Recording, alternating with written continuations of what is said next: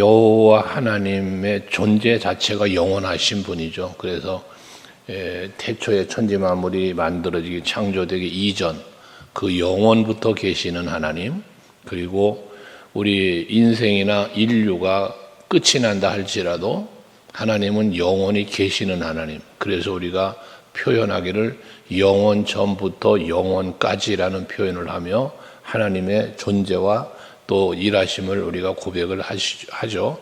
그럼 그렇게 하나님의 존재가 영원한 것처럼 하나님의 능력도 또 하나님의 사랑도 그의 하시는 모든 일이 다 영원하신 거지 않습니까? 오늘 시편 기자는 1절에 그래서 말하기를 여호와의 인자하심을 영원히 노래하며, 왜? 인자하심이 영원할 거니까. 그 영원하심에 대한 노래는 감사지 않습니까? 즐거움인데 그것도 영원하다는 겁니다. 하나님께서 여러분에게 베풀어 주시는 인자하심의 은혜, 사랑 등등 영원하니까 우리의 누림도 영원한 거죠. 그러니 영원토록 찬양하는 것도 마땅한 것이고요. 그 다음에 주의 성실하심을 내 입으로 대대에 알게 하리이다라고 말씀합니다. 주님의 성실도, 인자도 마찬가지고 성실도 마찬가지고, 성실 변함이 없는 하나님을 말씀하잖아요. 그런 영원하니까 내가 영원토록 노래할 뿐만 아니라 대대에 이르도록 이것을 알게 한다는 건 뭐야? 가르치고 전하겠다는 거잖아요.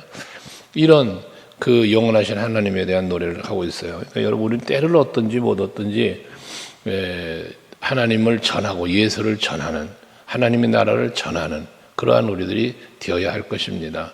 2절도 마찬가지인데 내가 말하기를 인자하심을 영원히 세우며 주의 성실하심을 하늘에서 견고히 하시리라 해서 변함없는 하나님의 은혜를 말해요. 영원하시면서 변함이 없으신 거예요. 우리는 변해요. 그러나 하나님은 변함이 없으세요.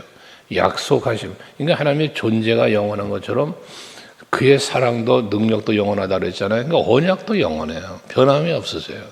한 번 하신 약속은 반드시 지키시는 분이고 계획하신 일은 성취하시는 분이세요. 그래서 이 일을 행하시는 여호와, 그것을 만들며 성취하는 여호와라고 말씀하는 거예요. 여러분을 향한 하나님의 계획도 반드시 이루실 거고요. 언약도 이루실 거고요. 그래서 여러분들을 그를 향하여 말한 앞에 말한 사랑도 능력도 변함없이 그래서 일하시는 하나님이시다라는 겁니다. 그러면서 3절 4절을 보면 다윗과의 언약을 이야기하는데, 여기 택한 자의 언약, 다윗의 언약을 이야기하고 있는데, 이 다윗과의 언약은 사무엘상 7장에 보면 13절 16절에 같은 내용의 말을 말하는데, 너의 왕권을 영원하게 해주시겠다는 거잖아요. 다윗의 왕권을 영원하게 해주시겠다. 이게 하나님의 영원한 언약입니다. 또 견고하게 해주시겠다, 자손을. 그래서 다윗의 후손으로 이어진 다윗 시대만 아니라 그 후로 이어지는 왕권이 영원하도록 견고하도록 하나님은 해주시겠다는 거잖아요. 근데 그 왕권은 늘 말씀드렸지만 하나님께서 다윗과 약속하신 이 영원한 왕권은 다윗의 계보에서 나온 메시아 예수를 의미한다 그랬잖아요. 세상에 영원한 왕은 없어요. 다윗도 때가 되니 죽었고 솔로몬도 그렇고 그 후대는 뭐 여로보암도 뭐 나라가 분열되기까지 하는 이런 일이 벌어졌지 않았습니까? 뭐 멸망도 당하고 포로도 잡혀가고 그런 일들이. 하지만 그 후에 예수님께서 이 땅에 그 다윗의 혈통에서 태어나신 거잖아요. 그것이 영원한 왕이 되신 거예요. 예수님만이 영원한 왕이에요. 그러니까 다윗에게 말한 영원한 왕권은 메시아이신 예수, 우리의 구원자이신 예수를 말씀하는 거다라는 말씀드렸고, 또 뭐 더불어 말하면 아브라함의 후손에 대해서도 말하잖아요. 우리가 마태복음 1장에 보면 1절에 아브라함과 다윗의 자손 예수 그리스도의 세계라라고 말씀하잖아요.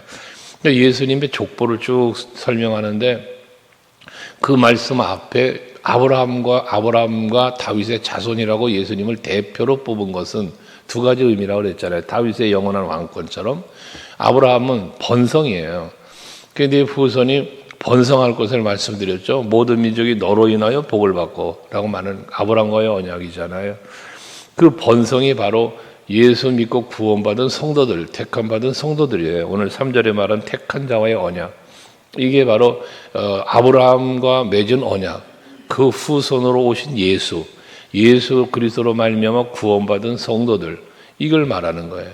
그래서 하나님의 존재가 영원하고 언약이 영원하고 능력이 영원하고 변함없으신 분이시다라는 말씀이고, 그러면서 이런 언약을 성취하시기 위해서 5절 말씀에 보면 여호와여 주의 기한 일을 하늘이 찬양할 것이요 주의 성실도 거룩한 자들의 모임 가운데서 찬양하리이다라고 말을 해요. 그러니까 하나님은 언약을 성취시키시면서 변함없으신, 그리고 그 능력과 사랑으로 기한 일을 하셨다라고 말합니다. 하나님의 기한 일. 사람으로 기이하다는 건 사람으로 할 수 없는 일을 말씀하는 거잖아요. 성경의 시작부터가 하나님은 인간이 할 수 없는 일을 하신 분이에요. 만물을 창조하신 것부터 그 후로 모든 만물을 다스리며 섭리하시는 모든 섭리가 전부 하나님만이 하실 수 있는 기이한 일들이었죠. 이러한 하나님의 기이한 일을 노래하고 찬양한다는 거예요. 그래서 이 찬양을 하는데 누가 찬양하냐? 5절 후에 보반에 보면 거룩한 자들의 모임 가운데에서 찬양한다라고 말씀을 해요. 거룩한 자들의 모임, 즉 구원받고 하나님의 사랑을 입은 자들만이 노래할 수 있는 것이죠. 야고보서록 14장에 보면 십상한 사천이라고 하는 설을 말하지만 거기에 보면 구별된 무리를 말하는 거잖아요. 저들은 이마에 하나님의 이름과 예수의 이름이 새겨진 사람들이고 저들만이 부를 수 있는 노래가 있다고 그랬잖아요. 거기에 속하지 않은 자들은 이 노래를 배울 수조차 없다고 그랬잖아요. 그것처럼 하나님을 노래하고 하나님을 찬송할 수 있는 그런 하나님의 기이한 일을 경험하고 누릴 수 있는 사람이 누구냐? 거룩한 사람들의 모임이라는 거죠. 거룩한 사람들의 모임이 뭐예요? 성도죠. 교회죠. 오늘 예배하는 여러분들입니다. 그러니까 하나님의 은혜를 입은 자, 하나님께로부터 구원을 받는 은혜를 입은 사람, 십자가 사랑을 입은 사람이에요. 그런 사람만이 하나님을 노래할 수 있다는 것이거든요. 은혜를 입지 못한 사람이 어떻게 은혜를 노래하겠습니까? 할 수 없는 것이죠. 우리가 간증을 한다는 표현을 많이 하는데 간증은 경험한 걸 말하는 거잖아요. 경험이 없는 사람은 간증할 수가 없어요. 그러니까 이 노래를 부르는 14만 4천의 노래를 배우질 못한다는 건 경험하지 못했다는 거거든요. 오늘도 여러분 하루하루를 살면서 늘 하나님의 은혜, 그리고 하나님이 하신 그 귀한 일들을 경험할 수 있는 여러분 되시길 바라요. 사실 우리가 호흡하는 것도 여러분들 그렇잖아요. 병원 가시면 이런저런 진찰하시고 검사하다 보면 간혹 그런 생각하지 않습니까? 오묘해요. 내 몸이 그렇게 작동하고 살아갈 수 있고 움직일 수 있다는 이 자체가 얼마나 오묘한지 몰라요. 그런데 그 모든 것들이 나 한 사람을 놓고 보아도 이거 전부 하나님이 하시는 일이란 말이죠. 이게 다 기이한 일인 거예요. 이게 자비와 긍휼이란 말씀입니다. 이러한 사실들을 깨달아 아는 사람만이 하나님을 노래할 수 있다는 것이죠. 그러면서 6절부터 8절까지는 하나님 외에 누가 있겠냐라는 거예요. 이런 기이한 일을 하실 수 있는 분이 하나님 외에 누가 있겠느냐는 거예요. 또 여호와 하나님하고 비교할 누가 있겠냐는 거예요. 구름 위에도 땅 위에도 어느 곳에도 없다는 거예요. 그러면서 역시 7절에도 마찬가지죠. 하나님은 거룩한 자의 모임 가운데서 매우 무서워할 이시며 둘러있는 모든 자 위에 더욱 두려워하리시다. 무서워한다, 두려워한다 라는 표현을 했는데 여호와 하나님을 경외함을 받을 대상이 바로 여호와 하나님이라고 해요. 그러니까 유일하신 하나님이에요. 유일하신 그리고 전능하신 그러한 하나님의 능력을 시편 기자는 노래하고 있다는 것이죠. 여러분, 우리가 하나님을 믿을 때에 제일 믿음의 고백의 시작이 뭡니까? 전능하사, 천지를 만드신 하나님 아버지를 내가 믿는다는 거잖아요. 그 전능하심을 고백하면서 우리를 향한 사랑을 예수 십자가로 또 고백하고 영원한 하나님의 나라로 우리를 이끄심을 우리가 고백하는 거지 않습니까? 이것처럼 하나님 외에 없어요. 그러니까 예수 외에 우리의 구원도 없고 예수로 말미암지 않고는 하나님 나라를 갈 사람도 없어요. 예수님 말씀이잖아요. 내가 길이요 진리요 생명이니 나로 말미암지 않고는 아버지께로 올 자가 없다는 거예요. 유일하신 길이에요. 하나님은 유일하신 분이에요. 우리의 구원도, 우리의 삶의 모든 일을, 앞에 말한 기이한 일도, 모든 일을 섭리하시는 모든 것들이 전부 하나님이 하시는 거예요. 하나님 외에 없어요. 그걸 말한단 말이에요. 8절도 마찬가지잖아요. 여호와 만군의 하나님이요 주와 같이 능력이 있는 이가 누구리이까? 라고 말하지 않습니까? 없다는 거예요. 유일하신 하나님을 말하는 거예요. 전 능력도. 그러면서 9절 10절은 애굽의 멸망을 말씀하고 있는 건데, 애굽에 쏟아부었던 10가지 재앙, 홍해 바다가 갈라짐, 이 모든 것들, 그래서 바닷물도 잔잔하게 하셨던 하나님의 능력을 말하고, 또 거기 라합을 죽임당한 까지 깨뜨렸다고 말하는데, 여기서 말하는 라합은 애굽을 상징하는 거예요. 그때 당시에 애굽은 막강한 힘을 가지고 있는 나라였지 않았습니까? 그러니까 그랬던 나라였지만 하나님의 능력은 그들까지도 깨워 부실 수 있는 그러한 능력자였다는 것이에요. 그런 거기 보면 그 말하잖아요. 주의 원수를 주의 능력의 팔로 흩으셨다라고 말하잖아요.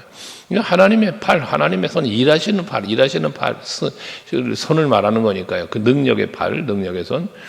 그 손으로, 그 팔로, 그 막강한 나라를 깨뜨려 부실 만한 그러한 능력의 하나님이셨다는 거죠. 그러면서 11절, 12절은 만물의 주인 되시는 하나님을 말씀해요. 만물의 주인이 될 수밖에 없는 것은 만물을 지으신 이가 하나님이시고 그 만물을 다스리며 섭리하시는 분이 하나님이시잖아요. 그러니 하나님은 만물의 주인인 거예요. 그리고 나의 주인도 되는 이유는 여러분들의 이 세상에 태어나서 사는 모든 인생의 여정을 하나님이 있게 하셨고 늘 보호 지키시고 복 주시며 가시는 거잖아요. 섭리자시잖아요. 그러니까 내가 나 된 것도 하나님의 은혜로 되었다는 바울의 고백처럼 내 삶의 주인도 하나님이신 거예요. 내가 나의 주인인 양 착각하면 안 돼요. 나의 모든 것은 하나님에 의하여 이 세상에 태어났고 존재하고 있고 모든 삶의 환경 속에 섭리하시는 그 속에서 살고 있는 거예요, 내가. 그러니 내 주인은 하나님이신 거죠.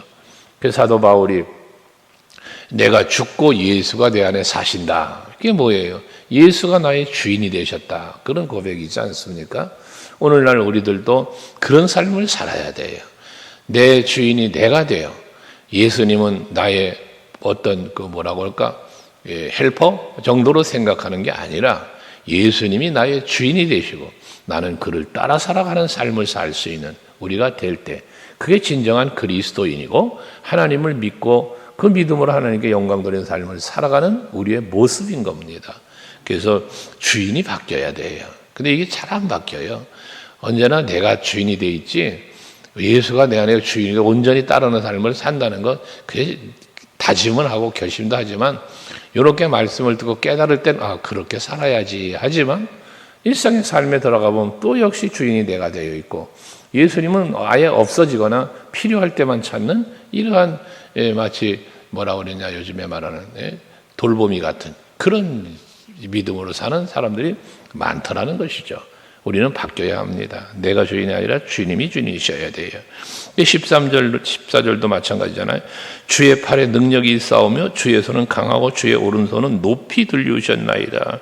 해서 하나님의 섭리는 능력의 섭리예요. 힘이 있는 전능하신 섭리고 사랑의 섭리예요. 그런 하나님의 섭리 속에 만물이 존재하는 거예요. 여러분 우리가 그 하나님의 섭리 속에 우리가 존재하는 거예요. 그 섭리의 손길이 전능하신 손길, 그게 사랑의 손길로 이야기하는 거고요. 오늘도 한날 살 때 여러분들에게 그런 전능하신 손길과 자비로우신 그 손길로 여러분들을 붙잡고 인도하시는 그런 은혜의 하루가 되시길 바랍니다.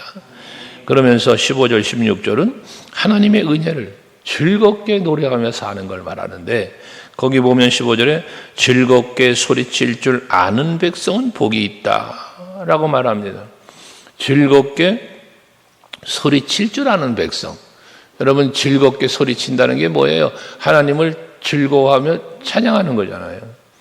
그러니까 하나님 앞에 감사와 찬송과 영광을 돌릴 수 있는 사람? 그 누가 앞에서도 말한 거죠. 그 누가 그렇게 할 수 있습니까? 하나님의 은혜를 맛본 사람. 하나님의 전능하심과 자비와 긍휼의 손길을 경험한 사람만이 할 수 있는 거잖아요. 그러니까 그렇게 찬송할 수 있는 사람이 복되다는 거예요. 그래서 여러분 복에 대한 얘기를 할 때마다 뭐 동일한 얘기를 계속 반복하지만 복은요 받는 것보다 중요한 게 뭐라? 누리는 거라. 누리는 거. 아무리 많은 복을 받아도 내가 누리지 못한다면 그건 내 복이라고 말할 수가 없어요. 그래서 받는 복도 중요하지만 누리는 복을 여러분들이 살아야 되거든요. 하나님 앞에 즐거워하며 찬송할 수 있는, 소리친다는 건 찬송하고 감사하는 거니까 그게 복이 있다는 거예요. 그러면서 여호와여 그들이 주의 얼굴빛 안에서 다니리로다. 여러분 하나님께 감사하고 하나님께 찬송하며 여호와로 인하여 즐거워하는 그러한 사람은 왜 복이 있냐? 하나님의 얼굴 안에서라고 그래서 얼굴빛 안에서 살아간다는 거예요. 하나님의 얼굴빛 안에서. 그 하나님의 얼굴빛 안에가 어떤 거예요? 하나님의 은혜예요. 그래서 하나님께서 말씀하신 민수기 6장 22절 말씀도 복에 대한 말씀, 특별히 여호와의 얼굴에 대한 얘기를 하면 항상 묵상하는 말씀이잖아요. 여호와께서 이스라엘 백성들에게 복을 주시기 위하여 아론과 그 자손들에게 명령하셨잖아요. 명령. 너희는 이렇게 축복해라 하시면서 여호와 하나님은 복을 주시고 지키시기를 원하며 여호와 하나님께서는 그 얼굴빛을 너에게 비추어서 은혜 베푸시기를 원한다. 너 그 얼굴을 너에게 향하여 둬서 평강 주시기를 원한다. 이런 말씀을 하시잖아요. 그것처럼 얼굴빛 안에서 살아간다라고 다니리로다라고 하는 이 말은 그만큼 하나님의 보호하심 속에서 은혜 안에서 살게 되어짐을 말씀한다고 말이에요. 누가 하나님의 은혜를 감사하면서 찬송하며 사는 사람이 그런 은혜 속에 산다는 거잖아요. 그래서 은혜를 받은 사람이 감사 찬송하면 항상 더 큰 은혜로 보호해 주시는 하나님이시다. 이런 말씀이 나오는 거예요. 그러면서 17절에 주는 그들의 힘의 영광이심이라 우리의 뿔이 주의 은총으로 높아지오리니. 그러니까 하나님의 영광이 임하면 여러분 하나님의 은혜가 전능하심과 자비로우심으로 여러분에게 임하시면 그 영광이 내게 임하는 것인데 그 영광이 임하면 뭐한다? 우리 뿔을 높이신다 그랬어요. 뿔은 힘이에요. 뿔은 권세를 상징하는 거예요. 하나님을 여러분이 믿고 하나님이 베푸신 은혜를 누리면서 감사하며 사시면요 여러분 권세자가 돼요. 권세자가 되는데 그 권세는 무슨 권세요? 성령의 열매와 같은 권세예요. 세상을 이기는 힘이에요. 내 자신을 이길 뿐만 아니라 모든 악의 유혹과 이 모든 것을 이겨낼 수 있는 힘이 여러분들에게 여호와 하나님으로 인하여 예수의 이름으로 성령의 충만으로 주어지는 거예요. 이걸 우리는 누려야 된다는 것이잖아요. 그래서 사랑과 희락과 화평과 오래 참음과 이 9가지의 열매들을 내가 누리는 거예요. 삶으로 누리는 것. 여러분의 누림이 그 성령의 열매를 맺는 삶의 누림이 되시길 축원해요. 그래서 하나님이 우리의 뿔을 주의 은총으로 높여주신다고 그랬는데 뿔이 18절에 우리 방패는 여호와께 속했고 우리 왕은 이스라엘의 거룩한 이에게 속하였기 때문이다 라고 말하잖아요. 나의 방패, 나의 왕, 그 여호와시단 말이에요. 예수시단 말이에요.